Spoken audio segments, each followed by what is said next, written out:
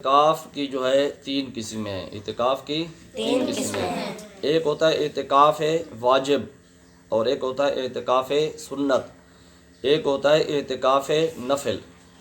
تو یہ جو رمضان شریف میں اعتکاف بیٹھتے ہیں نا، یہ اعتکاف سنت ہے، اعتکاف سنت ہے۔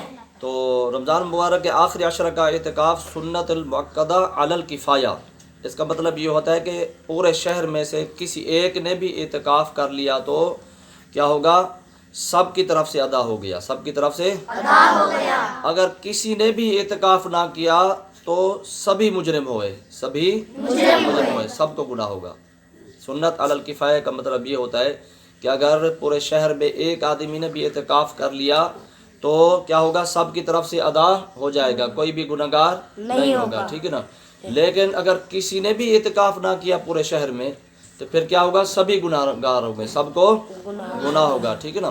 اور اس اعتکاف میں جو ہے جو چیز ضروری ہے، ایک چیز یہ ضروری ہے کہ رمضان المبارک کی 20ویں تاریخ کو غروب آفتاب سے پہلے، اس کے لیے کیا ضروری ہے؟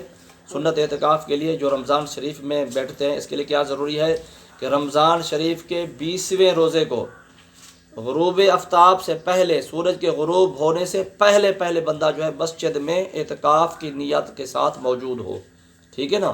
اگر سورج غروب ہو گیا وہ مسجد میں نہیں پہنچا تو اس سے سنت اعتکاف نہیں ہوگا، ٹھیک ہے نا۔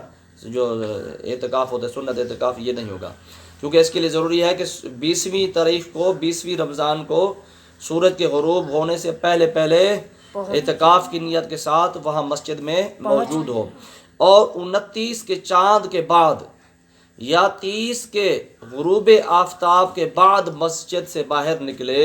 یعنی اگر 29 روزے ہوتے ہیں تو 29 کا جب چاند نظر آ جائے، 29ویں روزے کے بعد شام کو چاند نظر آ جائے تو اس کے بعد وہ مسجد سے باہر نکل سکتے ہیں۔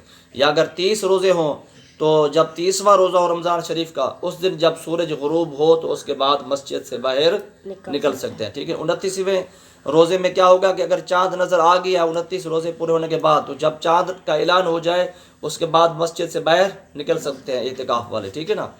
اور 30 روزے ہوں تو 30ویں روزے میں جب ہی جیسے ہی سورج غروب ہو اس کے بعد مسجد سے باہر نکل سکتے ہیں، ٹھیک ہے نا۔